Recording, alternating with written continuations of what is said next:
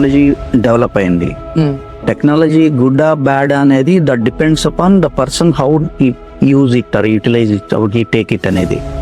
మన చేతిలో ఎన్ని నీళ్లు పట్టుకున్నా 1 డ్రాప్ అన్న కింద పడుద్ది అని. సో అట్లా ఏమన్నా అయితే అన్నప్పుడు అప్పుడు తెలిసింది, లాస్ట్ లో నేను సెంటెన్స్ సగం మింగేస్తా అన్నమాట. స్టూడెంట్గా ఉన్నప్పుడు స్టూడెంట్ క్వాలిటీస్ ఎలా ఉన్నాయి, ఈ స్టూడెంట్ క్వాలిటీస్ ఎలా ఉన్నాయి, ఆ టాలెంట్ ఏదో మనం ఐడెంటిఫై చేసి దానిలో ఎంకరేజ్ చేస్తే వాళ్ళు ఎక్స్పెల్ అవుతుంది. నా ఫ్రెండ్ ఉన్నాడు, నా ఫ్రెండ్ ఆల్రెడీ లాస్ట్ ఇయర్ వాళ్ళ ఫాదర్ చనిపోయాడు.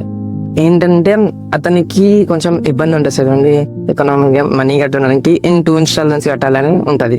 సరే ఆ 2 ఇన్స్టాల్మెంట్స్ లో అనే కట్టలేడు పరిస్థితి. అంటే మన కాలేజ్ ఏమన్నా అలాంటి వాళ్ళకి ఏమన్నా అంటే ఫీ రెడ్యూస్ చేయడం కానీ ఏమన్నా ఇన్స్టాల్మెంట్స్ లో కానీ ఏమన్నా చేసే ఛాన్సెస్ వస్తున్నాయి. ఏంటంటే 70% అటెండెన్స్ అండ్ 70% CGPA ఉంటే వాళ్ళకి ఫుల్ ఫీ రీఎంబర్స్మెంట్ అనే కాన్సెప్ట్ ఉంది. సో అది ఏమన్నా ఇలాంటి వాళ్ళకి కొంచెం ఫాస్ట్ గా ఎలిజిబుల్ అవుతారా? థింగ్ వాళ్ళ ఇంట్రెస్ట్ ని మనం రెస్పెక్ట్ చేయాలి.